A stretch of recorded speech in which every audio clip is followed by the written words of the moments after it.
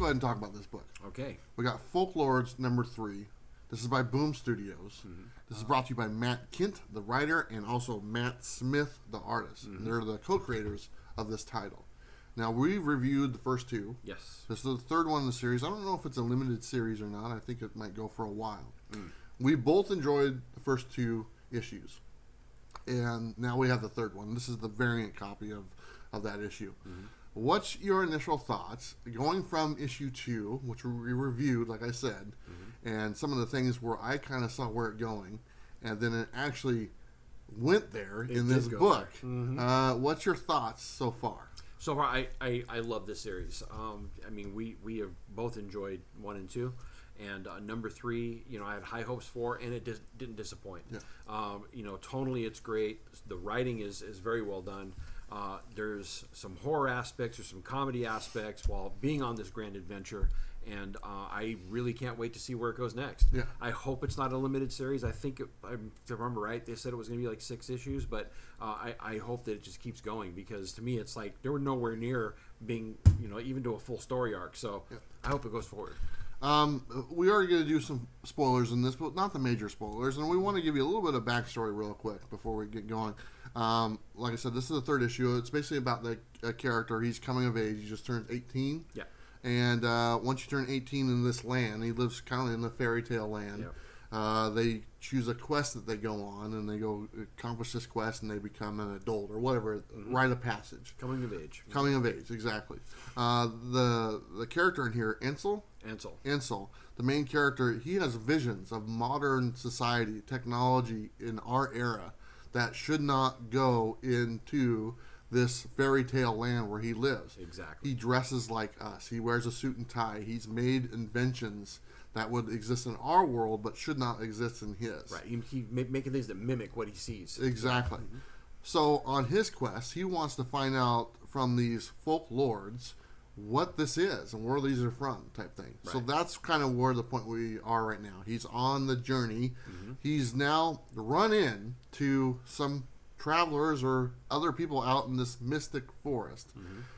In the last issue, he ran into 2 characters, and I said one fits the bill for it's a big ogre. Look, that's supposed to be the evil person traditionally, mm-hmm. And then the other is a helpless girl by a river, and that fits the traditional thing of the person you want to help.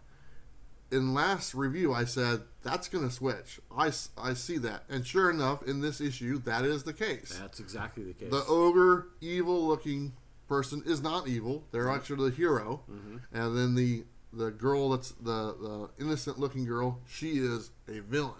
A nasty villain. A nasty villain, mm-hmm. And basically, she takes him into their house, and it's kind of like a what fairy tale are they referencing? Hansel and Gretel. Hansel and Gretel. Right. It's a gingerbread house. Yes. Right. And at the end of the last issue, he kind of blacks out.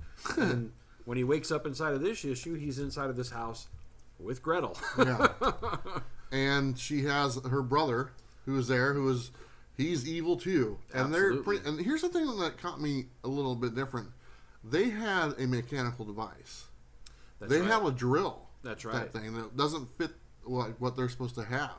And they don't really mention it in the book, but they're like going to like attack him or whatnot, and they literally have like a handmade drill, like electric power type thing. Right. So that was a little, I was like, okay, maybe it's not just him. Mm-hmm. So it adds a little bit to the story. As it goes on, the character I referenced that should have been the evil character is not the evil character, and actually saves this Ansel character from this unfortunate, he was going to be eaten or whatnot. Right, so, right. This nasty Hansel and Gretel were going to eat him. yes. And he's not the first one that they took a bite out of. Right, as well. right. This book is very fairy tale focused. It references those fairy tales quite a bit. Mm-hmm. And it's throwing in modern stuff as well. Sure. What we just described is pretty much about 3/4 of the book. Mm-hmm. And we'll leave the ending or the rest of the book for you guys to find out. There you go. There's a lot more detail involved. Like I said, I don't want to spoil everything. But all in all, after 3 issues, are you still on board? Are you enjoying it more and more? Absolutely. I really love where they're going with this. They've taken some very famous story tropes and turned them on their heads. I love the character development inside of Ansel. Yeah. I love how they keep building the world as we go along. As we were starting to learn, more and more about, where he's at and where he's going. I think we're getting smatterings of what the Folklords may be, which is pretty cool. And I have just been enjoying it so much, and I've had high hopes for each book, and each book has not disappointed. And so I can't wait for the next one. Yeah, I'm on the same boat.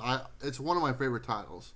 And honestly, when I look at my list of favorite books right now, Boom Studios has like 3 of the top 5. Same with me. And that's pretty cool because they're putting out some great stuff. I really enjoyed this. I didn't think I would. I was like, this isn't for me. This is a fairy tale book. Right. This is for me. It's good. I like it. I'm looking forward to the next issue. I can't wait till it gets here. They have another hit on their hands, and I'm looking forward to what comes next.